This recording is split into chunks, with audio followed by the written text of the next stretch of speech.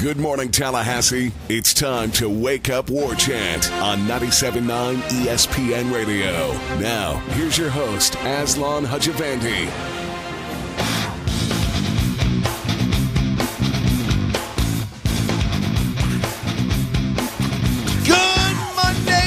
Welcome into the show. It is Wake Up War Chant. I am Aslan Hajavandi. He's Corey Clark. It's ESPN 97.9 Tallahassee. We're brought to you by For the Table Hospitality, Central, Township, Madison Social. Their restaurants. Go to them. Spend money. You'll enjoy yourselves. Promise. Kind of. Corey, how are you, man? I'm good, buddy. I'm good. Is that the new voice you're trying out? Yeah. I got to get more heft. Man, I mean, it's a good, I guess it's a good like, wake you up voice for people that are waking up right now, but I don't know. I think it's also a turn the volume down voice and maybe a turn the channel voice. Oh, all right. Just saying. We don't want to be that guy. No. I was listening to a podcast with Ryan Russillo, and Russillo admitted that he was talking about one of the first jobs he had on radio, and he's like, man, I was terrible. He's like, I was horrible, but I had a deep voice. He's like, so that's what kept me at the job. And I remember I'm like, I don't have a traditional like radio voice. Like, Jeff's got a great radio voice. I mean, you either have it or you don't. You can kind of fake it, but eventually it'll get to you. It's like that news reporter. You ever see that video of that guy who was swallowed a bug? There's this reporter like in the middle of South Carolina, and he's being a really good news reporter. And he's like, a bug flies right into his mouth, and then he goes absolute He loses it? Yeah, he's like, man, get me out of this place. This place is horrible. Oh, really? Yeah, Nice. It's great. It's great. Yeah, so... Well, don't do that. I guess you can fake it, but yeah, I won't do it. But yeah, I'm just like, maybe I need to put a little more heft, a little more husk in my voice. Oh, you're good, buddy. You got a nice voice. It's deep. It's got some baritone in it. It's better than mine. I mean, I've got a voice of a writer. You know what I mean? You've got a real radio voice that can carry a show. I'm just here to throw in some clips every now and again. You got a real good co-host voice. So you're a good compliment if somebody had a good hefty voice. And our voices are so distinct that nobody's going to mistake who's talking, which is always nice. Sometimes, like, when you mentioned Russillo, when Russillo and Van Pelt were on the air together sometimes, sometimes I'd be confused who was talking. Really? Yeah.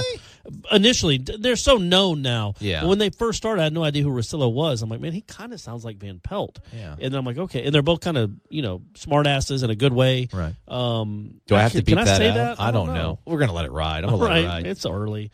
So, yeah, there would be times where I'm like, I'm not sure who's talking. So at least you and I have that dynamic where everybody knows when you're talking, everybody knows when I'm talking. Well, because you're the guy that's defending Jimbo.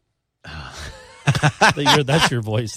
This guy, tell him to stop slurping Jimbo. Who's got a really good voice is Leonard Hamilton. He does, man. He actually really does. He's got a good baritone voice. So Florida State, what was it, 88-75 winners over Pitt. That score, if you went to bed and didn't watch it dragged along because of all the fouls. So 88-75 sounds par for the course, man, but Florida State had to earn that one, Corey. They did. They did not play particularly well. They did not have two starters for the first half because Terrence Mann and Brian Angola were benched for the first half for a minor transgression, which when you're 28 games into the season, whatever it is now, and your two leading scorers are having to be benched, that's not the best sign in the world necessarily, but maybe they something clicked and whatever it is they did. I mean, obviously it wasn't. You can't imagine it was anything too serious, or they would have missed more than a half of basketball. But still, I thought them not starting kind of changed the whole complexion of the game. I thought they were discombobulated at the beginning offensively. Other than Savoy hitting threes, they did nothing for the first 10 minutes, and they finally got they finally figured out they were playing Pitt. And they could get anything they wanted eventually. But for the first 10 minutes, they were terrible. And then Pitt got hot from three and had a lead at half, which how many times has that happened on the road this year? I can't imagine that's happened at all for them. And I think they had 10 threes in the first half then only took 6 threes in the second half because Florida State made a really nice adjustment to speed them up to make sure they would go to the basket instead of shooting threes. Did Florida State play down to their competition, or was that like a worrisome performance for you? Was it a what performance? Worrisome. Worrisome. Okay, worrisome, I thought sorry. You said war. Sorry. It's that baritone voice, man. Yeah, just like what kind of performance? No, I think that it's hard to say because they didn't have Mann and Angola for the first half. I think if you have your normal rotation in the first half, you're probably up at half by 10 or 12 points because it's Pitt. I'm not saying – because Savoy and Walker played pretty well in their place, but it just screwed up the whole rotation. It screwed up the whole lineup. And I think the team played like their two leading scorers were on the bench. Like they didn't have a lot of fire. They didn't have a lot of energy and urgency. And I just think it would have been different if those two guys had played. So it's hard to call it worrisome. But at the same time, you got to be better than that, man. You got to be better than what you showed there. Because here's the thing. I think they got one more home game left, and it's the last game of the regular season against Boston College. They got 2 road games at NC State, at Clemson. You're going to be underdogs in both. You can win them. They're both winnable games. But even if you lose them, it's not the end of the world. That means you have to beat Boston College at home. Well, you can't come out like that against Boston College at home and play like that because they got a kid that can go for 50 if you let him get going and you let him see the bucket. And they let those Pitt guys just have as many wide open threes as they wanted. Bad. And they started feeling it, and that's when you get in trouble in this league. So some folks theorize that Terrence Mann and Brian Angola perhaps didn't start to give them some rest, give them 10 days of rest. But Leonard Hamilton came out and started the press conference, or the first question was, why'd you bench the guys? And he said a little small indiscretion. And then there was a follow-up question, which he didn't take too kindly to. Coach, I know you don't want to probably harp on the indiscretions, but no, I'm not going to. I'm not going to. Okay. I said all I'm going to say. A minor indiscretion. And that's it. You didn't learn that lesson with that? Hey, listen, that's all I'm going to talk about. It doesn't do any good. I'm the only spokesperson, and that's the end of it. Yeah, so that's all I said about that. But on the counterpoint of that, whatever indiscretion they did, I think the positives obviously was seeing PJ sort of produce, and then Kevin Gilly, Kevin Gilly, dude. Fiondu. They call him Fifi. They should call him Fifi. Fifi. The M is silent, so it's Fiondu. So they all call him Fee. Dude, what a conscientious, earnest young man. Got to interview him after the game last night. Yeah. And just, I'm like, listen, because there was a couple moments where he's out there swatting shots. I think he got an and one, and he was like flexing. I'm like, dude, like, where did that sort of stuff come from? He's just like, listen, he's like, I got to know my role on this team. And he's like, if it's just coming out here and playing hard, he's like, I know that lifts them up. And he's like, I'm willing to do whatever it takes to help the team. And it wasn't one of those, throwaway sort of comments. Like, it was like a sincere sort of thing. So it was kind of cool to see guys like that step up, and despite the absence of Mann and Angola. But, Terrence came out and played well, but I don't know if we're starting to see if he was a stock, Brandon Angola is trending down. Yeah, he's been awful for a good long stretch here now. He's just been not good at all. And I don't know what's exactly going on with him. He only played, even when he came back in, he only played like 3 minutes. Mann played most of the second half. Angola was nowhere to be found because he was awful when he was in there. And they need him. There's no other way to put it. They need him. He is a guy that when he gets going, and we've seen it a few times in his career, when he gets going, he is one of the best shooters in the country. Like, when he gets hot, he hits them from everywhere, and he can hit 4 in a row in a minute. He just gets going, and he is a talented scorer and a talented player, and he's a good defender. They need him on the floor. Well, they can't play him on the floor if he's going to continue to throw passes right to the other team and airball threes. He's got to be the better player than that, and he is a better player than that, and he's proven that. But if this team's going to accomplish anything, including even just getting to the tournament, they got to have more out of that guy, because you're not going to get 5 threes from Savoy every night. That's just not going to happen. You're going to play better defenses and better teams that aren't as inexperienced and don't leave him that open. And MJ Walker's a very good player and is going to be really good by the time he's here. He's not very good now. He will be very good. But he's a freshman, too. You need that guy that's a fourth, fifth year senior. He's been here 2 years. He's an experienced guy. Played a lot of basketball in his life. Played on the Colombian national team. Man, you got to go. You got to start. You just got to start. He's got to find himself and where he was the first half of the season. Because these last 5 or 6 games, those aren't the Brian Angola that is the guy that we've seen. He's got so much more in him. He's got so much more in him than what we've seen, and he's got to show it, because right now, man, sometimes it's like he's actively playing for the other team, and he can't do that. He's too good, and he's too talented, he's too athletic, and he's too good a shooter to be as bad as he's been lately. And if he's an X factor, man, because if he plays really well, man, this team literally can beat anyone. I think that. I really do. I think they can beat anyone in the country. Strong take, Corey. Strong take to the hole. They can lose it to anyone, too. But you've seen college basketball. There's nobody in this country right now that you fear like, oh, they're unbeatable. Villanova lost to everybody loses to everybody. Yeah. But they need him to play. If he plays well and hits 5 or 6 threes like he can and is aggressive, that's a different team. It's certainly not a team that struggles to beat Pitt at home.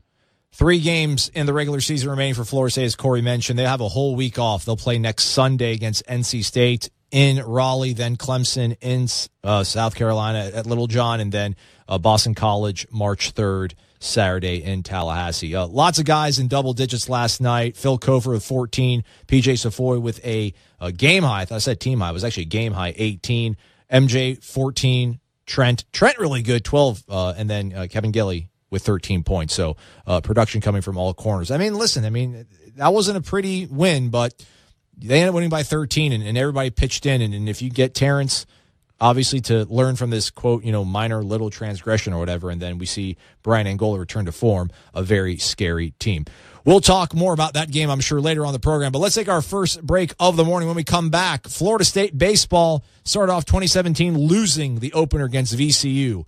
It's been quite a role reversal early on the season. We'll talk about that next here on Wake Up War Chant on ESPN 97.9 Tallahassee.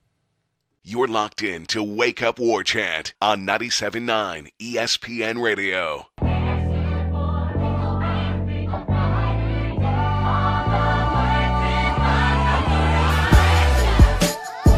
Back at it here on ESPN 97.9. It is Wake Up War Chant. He's Corey Clark, senior writer for warchant.com. I'm merely a director of digital media. I'm Aslan Hajavani. Thanks so much for being here, folks. And do check out For the Table Hospitality today, tomorrow, anytime you would like. 3 great locations in the College Town area: Madison Social, Central, Township. Maybe this will be the week I get to one of them besides Madison Social. I drove by College Town several times on the way to Hauser this past weekend because I was parking it more, but then all that parking was filled. So, like, the next days, like I'm coming off Gain Street, so I'd hit the roundabout. I'm like, well, let me shoot up this way and then get to Woodward or Pensacola or whatever. And then I'm like, oh, look at all the people out front, Madison Social and Township on a Sunday. I'm like, good grief, people. Yeah, man. Go to church, man. Save your souls. It's the place to be. You can do both. You can do both. Post saving your soul. Go get your food. Get your soul food in you there. So Florida State losing to TCU, or VCU rather, last year in the opener. TCU would not have been that would not have been a shameful sort of loss. But this weekend, I tried to get something out of 11. Sunday, they were 5-1 winners over Xavier to get the sweep. And I was just like, historically, have you ever learned anything, or is there a tie that binds your teams that come out and play this well in an opening series and how they perform? He's like, not really. He's like, it's just encouraging. So, like, what were like the 2 things or that we talked about preseason that were concerns? One was like with the bullpen, right? Right. Bullpen, freshman arms coming in there left and right, just mowing guys down. They looked really good, Corey. I know you got Sunday to finally catch one of the games, but I walked away feeling good, obviously, than what happened to Tyler Holton on opening day. Well, yeah, what the Holton status is obviously a huge deal moving forward because he's one of the best pitchers in the country. It's an elbow thing, but we don't know how severe. Or it could be I don't know if it's an elbow or forearm I think it's elbow. I was told it was elbow. We'll see for sure. I wasn't told anything official, so who knows. But real quick on that, they're supposed to have the MRI done today. Mike Martin said after Sunday's win, he's like, we should know Tyler's status tomorrow, which would be today. I mean, again, I'm certainly not a doctor. I know that surprises you. What? As educated as I seem and as articulate as I am, I'm not actually a doctor. But you see people that get the Tommy John stuff. It's usually like 1 or 2 pitches where it just you feel it and they just walk off the mound. He had been kind of messing with it. That's for what I heard. Many pitches. I didn't notice it up in the press box. And then when he came out of the dugout, he didn't look despondent and devastated. Now that could just be him putting on a break. But even the next day and Sunday, he didn't look depressed or anything. He came out and led the Noles chant. Yeah, you feel like he's not too worried about it. But we'll see if that's warranted or not. But yes, if he's okay, if it's just a strain, and you can get a couple weeks rest or whatever it might be, whatever it might be the protocol for something like that, where it's just a strain and it's not a tear of any kind or a real serious injury, then man, I think you come out of this weekend thinking, wow, this pitching staff can be really good. I mean, really good. Kobe Johnson, that's awesome, another man. one too, man. That's another one where he can be a big time contributor for this bullpen. They all look good. All the guys that pitch, they walked. I think they struck out 2 people the whole weekend. They walked only 2 struck people. out 43. That's nuts in 3 games. The bullpen was 19-0. And the starting pitchers were 24-2 as far as strikeout to walk ratio. If you're not in college baseball, I mean, obviously that's going to go down. You're not going to have a 43-2 strikeout to walk ratio.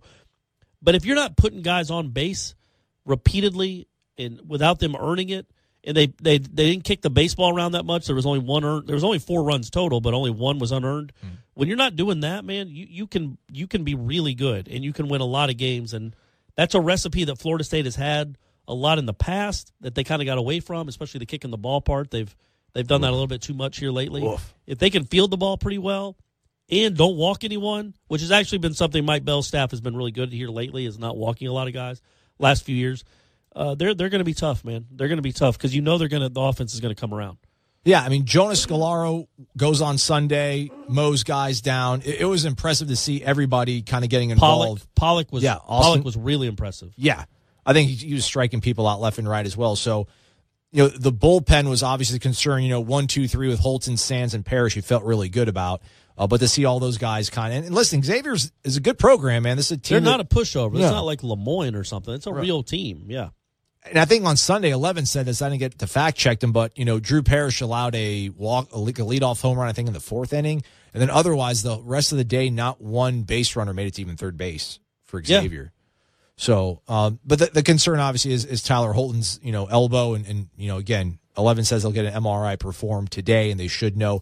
We asked him Saturday after the game, or we asked him Friday. Obviously, he's like, "Listen, we got to get an MRI done." Saturday, we were like, "Did you get it done yet?" And he said, no, he's like, we want everybody to be there when it gets done. I don't know if that's some sort of, they want a second opinion doctor to also be there and not have to mail out the MRI and wait the time on that. But it sounds like Monday they'll have all the ducks in a row on that. And I think his coach actually, I don't know if it was his head coach or an assistant coach at Lincoln, I think tweeted at the Ward Chant Twitter account and said that, Tyler had this done before, had the same sort of pain, same arm, obviously his throwing arm. When he was in high school, they shut him down for a few weeks and he was okay. I just don't know how much you're going to be training with kit gloves from here on out, where you just feel like maybe is he always going to be on a pitch count the rest of the year, even if he is, fine structurally and just needs to be shut down for 2 or 3 weeks. Yeah, it's obviously a big topic moving forward because again, he's one of the best pitchers in the country, and if he's lost for any amount of time, that's a big deal.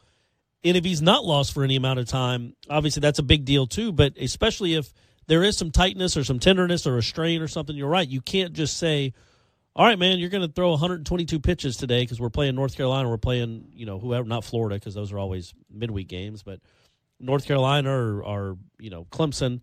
You're going to have to watch him a little bit if this is. But you'd rather have him on a pitch count of 85 or 90 than of 0. Yeah. So, I mean, and also something else to consider is he's got a nice bat, and you don't want to lose that either. True. And if he's playing first base, I don't know. It'll be interesting to see. Or DH him at worst and keep Red Applin. I mean, Red Applin, if his arm's okay enough to swing. Well. No, Red Applin's a really good hitter. Yeah. He doesn't have a position. He's not great in the field, but he can really hit.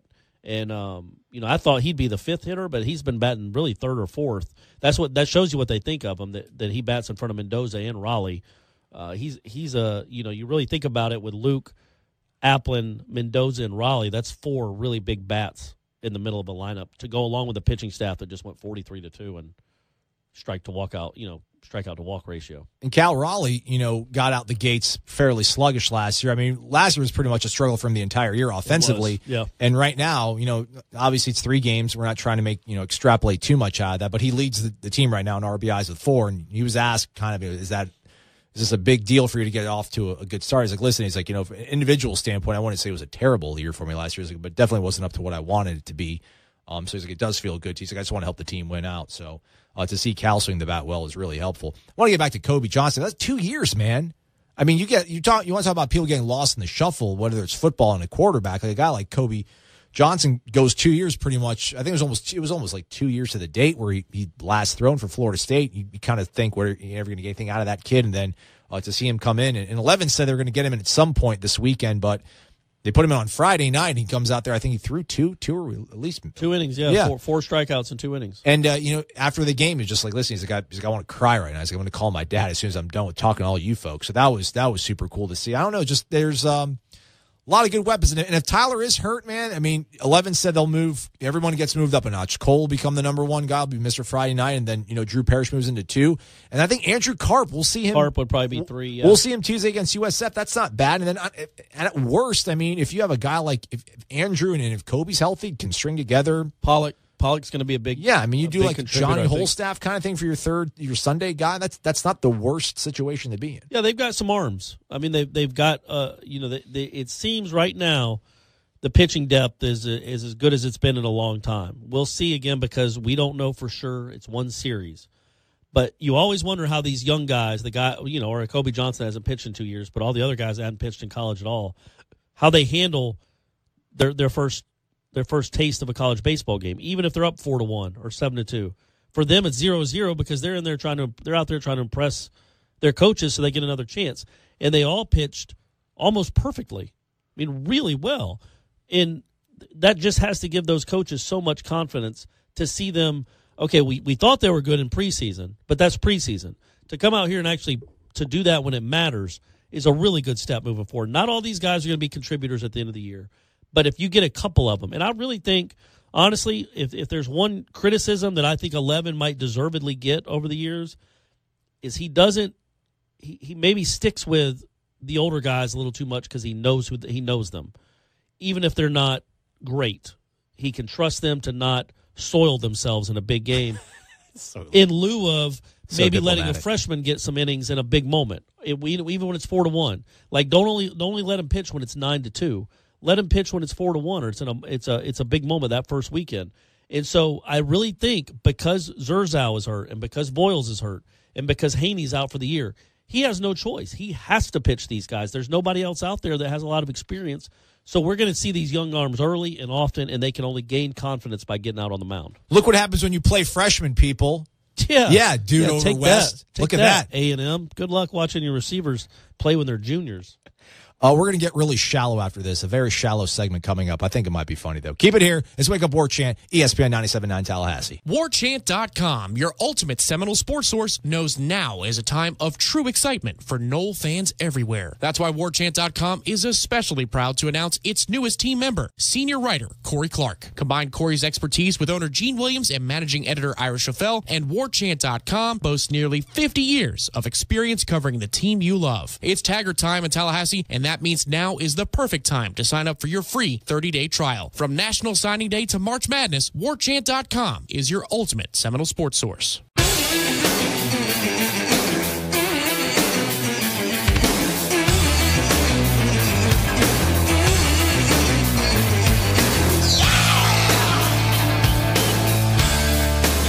Welcome on back to Wake Up War Chant. He's Corey Clark, senior writer for WarChant.com. I'm Aslan Hajavandi, digital director, or rather director of digital media. This is ESPN 97.9. This program brought to you by For the Table Hospitality. Tell them the 3 great properties, Corey. Come on, man. Don't do that. For the Table Hospitality. Madison, Social, Central, and Township. Boom! Oh, I want to say something else, too. I saw this on Twitter. So, obviously, we won't get into much of it, but the Parkland High School students, they're organizing a couple of busloads of them to come up to Tallahassee. Okay. From Marjorie Stoneman, the high school that had that heinous to confront lawmakers here. Okay. And Madison Social has volunteered to give all the students pizza. No kidding. Yeah, right, which cool. I think is really nice because, again, like I said the other week, no matter what side of the political fence you're on, we don't want this to keep happening. So whether you think it's more gun regulations, whether you think it's armed security guards, whether you think it's more money invested in mental health, all of us want to just see is some people trying.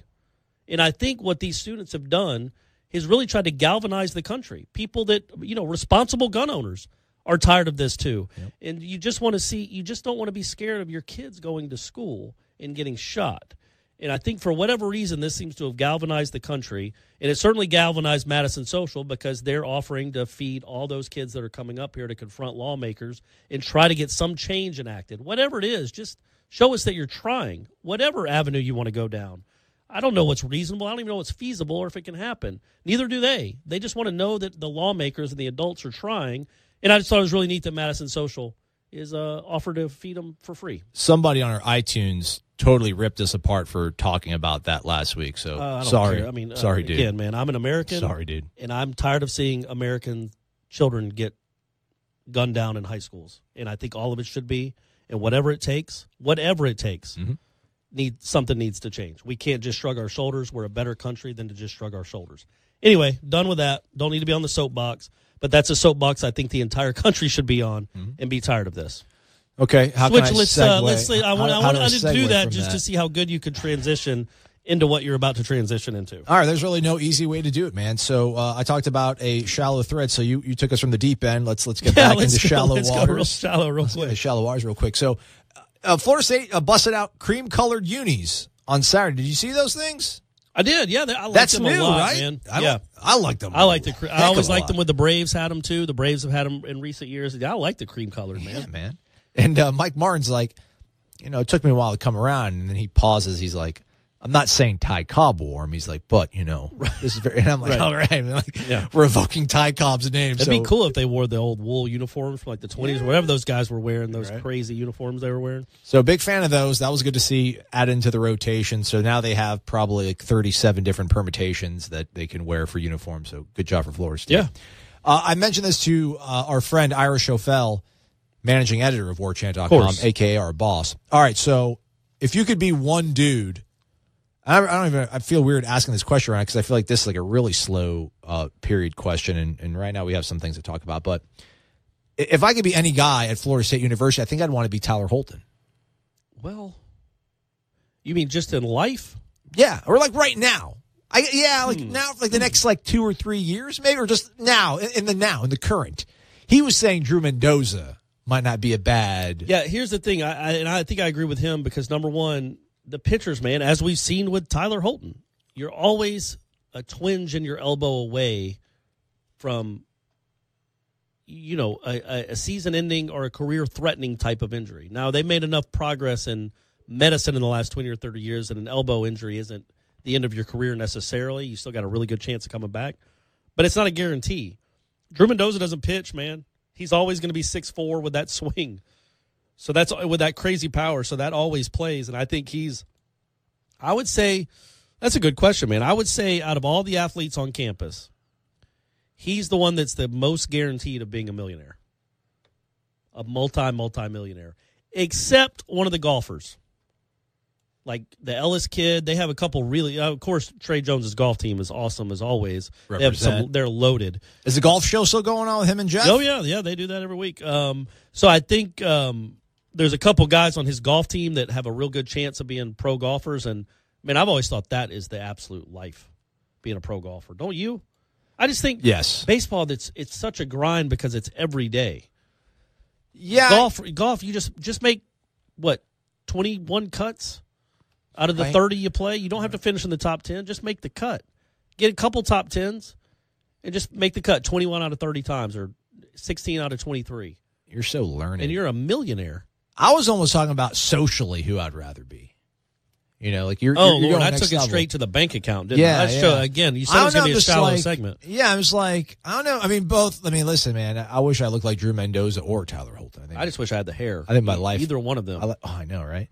But yeah, I'm just like, I don't know. I'm like, I got like a bromance with Tyler. Hope he's all right, man. I do too. Hope you're all right, bud. Yeah. And it's funny with Mendoza, though. I asked him last year we were out in Omaha, and I just did a story on his hair because every time they were on TV, people talked about his hair and tweeted about the hair. And so I asked him, when did he start growing it out? And he said, man, I grow it out for guys like you. It was really funny. It's like guys like you and my uncle that just lost it too soon. Hell yeah. Yeah, it was really funny. It made me laugh. Dude, I told that to Cal Raleigh last week.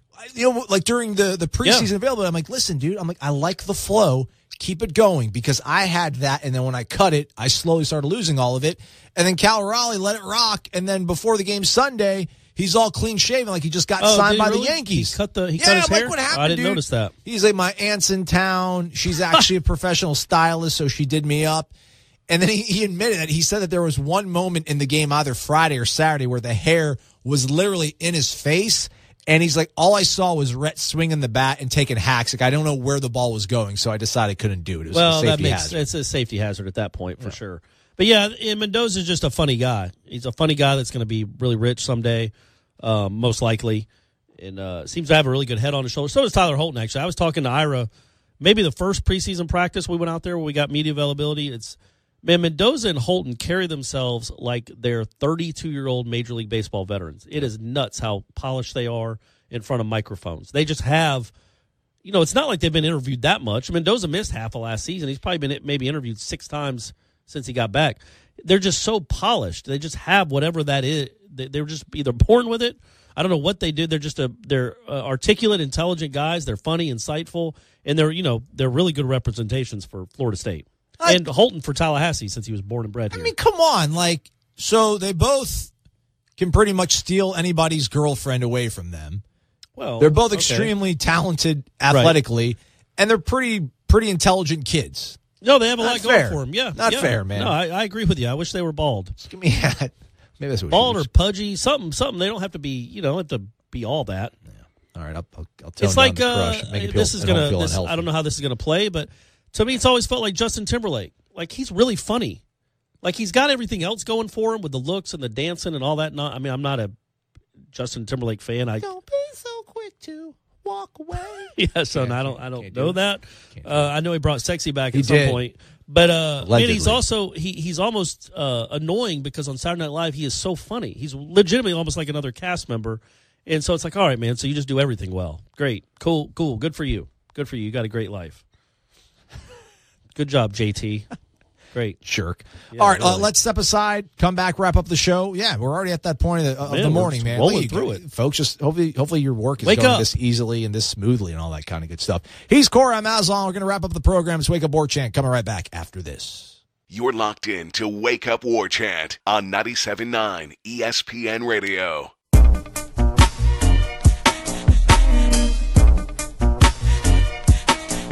Let's try to redeem ourselves, or I'll try to redeem myself as the co-pilot, whatever, the program called Wake Up War Chant. We won't talk about people's looks anymore. He's Corey. I'm Aslan. Thanks for being here, folks. I'm not making that promise. All right, man. I can only speak for one person here. I hope your Monday is going along well, everybody. Hopefully it's going along swimmingly, and it'll be over before you know it. So, Corey, we had our... Well said. Yeah, I guess so. I'm not very eloquent sometimes, as you can obviously see. We always want Mondays to be over. Yeah, so we posted this last week. We'll do it again either later today or tomorrow. We'll post the Renegade Express thread on warchant.com's Tribal Council. We'll solicit questions from you folks so that we have something to talk about. So I'm not sitting here talking about how I wish I looked like Tyler Holton. There was a question that came through kind of late. We weren't able to get to it. And it was something we talked about on Thursday's program about atmosphere, attendance at football games. Somebody asked, what do you think of the possibility of adding a standing section within the student section, kind of like Orlando City's new stadium with soccer? I've been down there a few times. I think aspects of it would translate well to Doak, especially since students stand the whole game anyway. I guess I don't understand what he means. Do you understand what or she? The possibility of adding a standing section. I mean, the student section, you can already stand. Yeah, I don't think I'm sure there's something that he's talking about specifically, but I don't know what they do. Yeah, Orlando City. I don't know. Like, are there no bleachers and you're just standing on an incline, or I don't know. Oh yeah, no, I don't know. Or if it's closer to the field, or like maybe. I legitimately don't know. I'll tell you, for basketball, they need to do something like that. They need to bring the students and get them out of Section 300 and let them come down into the lower bowl like every other college program and have the students on top of people. Yes, it is. The thing that bothers me the most about that it's the students that are where they sit right now is because of the people that made that decision are no longer here because they weren't any good at their jobs. Strong take on Monday. Look at man. So Clark coming through the Randy lane. Spetman was the AD when that happened, but it wasn't his decision. It was somebody below him, the assistant AD. How long was Spetman on the job? From maybe 2 years. 2 years, maybe. Okay. But yeah, and it's just one of those things where you don't want to be critical of people that have been gone. Well, but I'll be perfectly critical of her. She was not good. She was not very nice. And what she did, and I'm pretty sure it was, I'm not going to even name her name because I'm not 100% sure it was her decision. Okay, let's be careful here. But you're the journalist. I can get away with this stuff. I'm almost positive it was. They used to be behind, they used to have the Noles zone. Yeah. Behind where the media sat on press row. There was it was probably 4 bleachers worth. But you could hear them on TV. They were there when games, when the students were in. When I was a student, it was right behind one of the baskets. I don't know if it was the east or the west. Yeah, but then they moved it to the sideline where you actually had the really good seats for a few years, like Tony, Derwin Kitchen, that age, in that era, and then they moved them back behind the baskets and that going up towards the aisles and up towards the concourse. And the reason. The thing that bothers me, it was a dumb decision then, but it was made by a person that wasn't a good administrator at all. Well, now you have people in place that really know basketball and know what they're doing. So why continue that mistake and just say, oh, well, that's what they do at Florida State? That's not what they've always done. They made that move in like 2011. It's not like it's been here forever where the students sit in that part. So bring them back. Get them more involved in the game where they're not. They've shown up for the most part. It wasn't full for Pitt, but neither was the regular seats for Pitt. I think they've sold out the last 6 home games. The students have sold out their allotment of tickets. And imagine if you also gave them, gave 100 of them the best seats in the place, or 200 or 250 of them. Put them right. I mean, just think how much. They'd get there earlier. It'd be a better environment. It might get as Jeff Cameron calls them, the sea of geriatrics behind them to stand up and be more involved in the game because they see the students. I mean, there's no downside to it other than you have to make sure they don't yell things that you don't want on TV, which has been a problem sometimes at Florida State. But as long as they're keeping it clean, man, that's where they need to be. And they've earned it. They've been really good the last 3 years, the students have. They show up and they're loud and they're into the game. And it's just bizarre that because some administrator made this decision 7 or 8 years ago that Stan Wilcox and Carl Hicks, people that are very smart and good at their jobs, have let them stay there. Like, that's just what we do at Florida State. The students are there. And have an understanding of basketball culture, of course, yes. They're basketball guys. And they know the problems that, they know the obstacles that Florida State has. Well, just try to make the atmosphere a little better than it has been. That's all. Just look out for your students. Give 250 of them, have some sort of raffle or lottery where they get to sit in those seats or stand in those seats, more accurately. Makes sense to me, man. Yeah, I agree. We leave no stone unturned on the Renegade Express. Neither snow or no rain. Are we doing the Renegade Express right now? No, that was a question that was asked last week that we were able to make to. Also, if you know this, folks, go on the Tribal Council, answer the question for him because I don't. Another poster named Garnet76. By the way, that was M. Johnson386 who asked that question. Shout out M. Johnson386, yo. 386 in the house. Represent. Garnet76. You think there was there were like 385 M. Johnsons and he was just the 386th one? I think. Or do you think it's some sort of zip code? I think it's area code. Area code, not a zip code. Yeah. The thing about zip codes is there's 5 numbers in zip codes, not 3. You're a doctor. That's why you know these things. That's exactly right. Somebody asked something about why can't we get good Wi-Fi in the stadium? He would like to know, somebody who's in the know about those things, why can't we just get a truckload of wireless routers and install them? There's something to that. I know that Levi Stadium out in San Francisco or whatever, Santa Clara, it was the gold standard for fiber optic cable being run to it. And then I think Mercedes-Benz Stadium in Atlanta tripled what they have. And when I was working in TV, we would actually do live shots without an old-fashioned satellite truck. We would send everything out through cell tower data and all that kind of stuff, and we went crisp as can be. So, well, they need to do it. Costs a lot of money, though. But it does. But it also might help people bring in some more money. People come to the games. Got to spend money to make money. So 386 is a Florida telephone area code that was split from 904 in February of 2001. Is one of few area codes in North America that's not contiguous. Contiguous. Yeah. Covering the counties of Columbia, Flagler, Hamilton, Lafayette, Sewanee, Union, and the vast majority of Volusia County. Is that how you pronounce it? Volusia? I just yelled out. Sorry, you can tell. Sorry, you can tell that I'm not a Floridian by birth. I'm the Floridian. Because I didn't recognize the 386 area code, and I can't pronounce any of the names down here.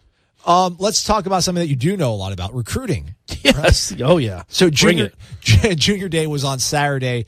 Willie Taggart and his staff got the commitment from, and golly, his name escapes me right now, but a hard-hitting safety from, I want to say, the same school as a one Mario Henderson, if I'm not mistaken. But, I mean... Mario Henderson, the old lineman? Offensive lineman, Lehigh Acres, Fort Myers area. That's an old pool. How do you know where he went to school? That's pretty impressive. It's weird. I know things of that nature for some reason. But this kid, literally, I'm trying to find his name here. I'm scrambling. But if you actually look him up and find his tape on on Rivals, man, this kid has some, like the first two clips are him coming and taking people's souls. Jadarius Green McKnight, just taking people's souls. I mean, like hard hitters. You think they'll call him the Dark McKnight?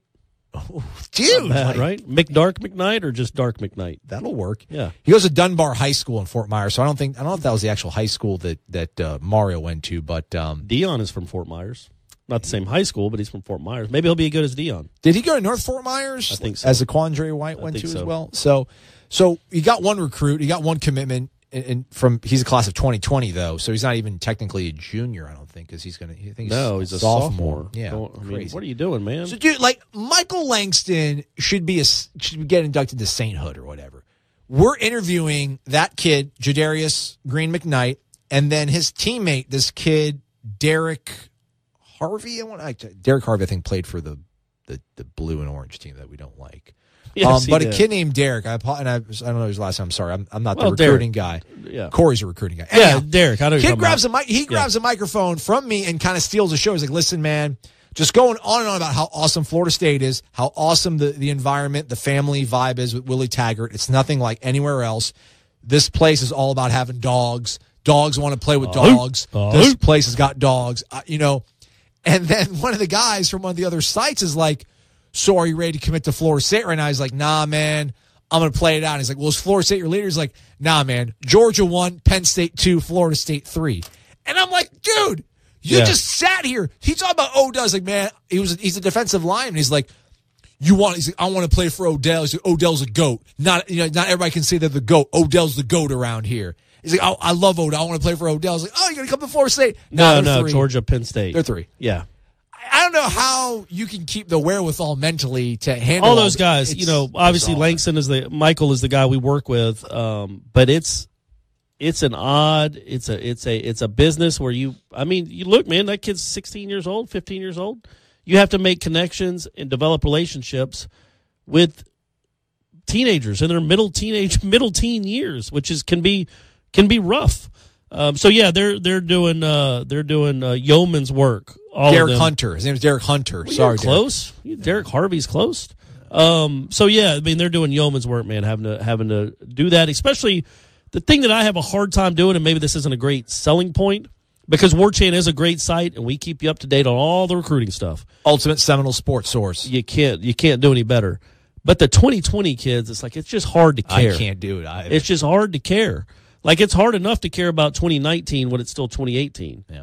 But when it's 2018 and you're trying to care about 2020, it's like, okay, man. Well, you have to care about 2019 and 2018. But I know what you're saying. Yeah, even in like December of 2017, there's kids from 2019 that are on visits and maybe commit, and it's like, all right, man, well, let's get to your class when we get to your class. Yeah. But that's college football now. And Jimbo talked about that. Or sorry, the guy the other coach.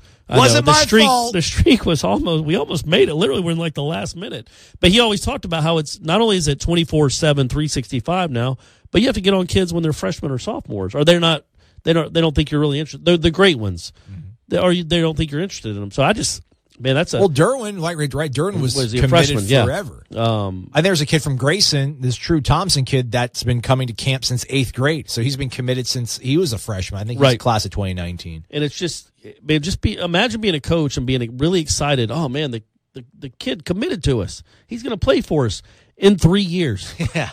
And we got to hang on to him. We got to hang on to it ain't like kid. he signed anything, but he committed to us. But the kid from 2022 committed to us. Now we just got to hold him off for the next 4 years. Make sure nobody else comes in, or make sure he's good enough. Who knows if a freshman in high school or sophomore in high school is going to develop into the kind of player you want? Yeah. One of the bizarre things for me as we wrap things up here was, I could have sworn one of the things a lot of recruits said that made them come to Florida State when the other guy used to be here was that it was a family. Like, it just felt different. There was a family environment here. And then now all these recruits are talking about why are their eyes opening up now to Florida State? And can you compare what's different between this current coaching staff, Willie Taggart and company, and then the old one? And they're all talking about they care about you. He's like, the family vibe here is just different. He's like, I can talk to Coach Taggart like I can't talk to anybody, which I obviously get the difference between Jimbo and he. But they're talking, and they're like, this. I don't want to badmouth the old staff, but and I wonder how long it was going on for, because that's one of the questions that I think is one of the lingering questions is, When did he check out? When did he know it was all over? When did he stop caring? When did he stop showing the love to these kids? Well, yeah, I mean, we'll never, I guess, really know the true answer to that. I think the biggest thing is, again, he had a staff that didn't work well and that he didn't like. And the proof of that is none of them went with him, except for the one or two. Jay Graham and Damian Craig, but Damian Craig wasn't on staff here. Damian Craig had already left him before. Many of these guys, 75, 80% of this coaching staff, didn't go with him. So were you really giving Florida State the best staff you thought you could get if you didn't even ask most of these guys to go with you? So, and I just don't think many of them were great recruiters. They're good recruiters because they got the FS on their chest and they got a spear on their hat. That recruits itself. But is Bill Miller swaying any linebackers to come? Was Lawrence Dawsey even swaying wide receivers to come? I think Odell is the one guy that around the nation with defensive tackles, he has obviously a great, well-earned reputation. But did Charles Kelly, did Jay Graham? Well, Charles Kelly, a lot of guys like Charles Kelly. No, but did they come? I got to go play for Charles Kelly. Right. I got a great relationship with him. I got to go play for him. It wasn't that. Their relationship was with the university, not with the coaches. I think the best of both worlds with this current coaching staff is they can relate to the kids. They're very good recruiters. Oh, yeah, and they got the spear on their hat. So it all works. It should all work in concert to be a really, really dynamic recruiting staff. And heck, man, they're already signing kids from 2020. And they might get the D tackle as long as he doesn't go to Georgia or Penn State. Boom. Yeah, I mean, I think one of my concerns was everyone's talking about this staff, this program needs to get young in a hurry. And they did. And I felt like that was like a knee-jerk. Again, that was one of the things. No, I mean, they did get young. I wasn't saying they needed to, but they did get young. No, I felt that was one of the things where you go from having drill sergeant coach to like in the major leagues where you go from Lou Piniella to Joe Madden, right? You go from these you have to swing from these poles, polar opposites when you're hiring like a coach when it comes to a manager in baseball. But my thing was like, listen, man, like you still need the guy at the top to be this like rock. I think Willie's pretty good on that, but I think I really did undervalue at the end of this day the staff. I mean, the names you just mentioned, the places they are now, very underwhelming. Now you have guys like Greg Fry, back home, totally stoked.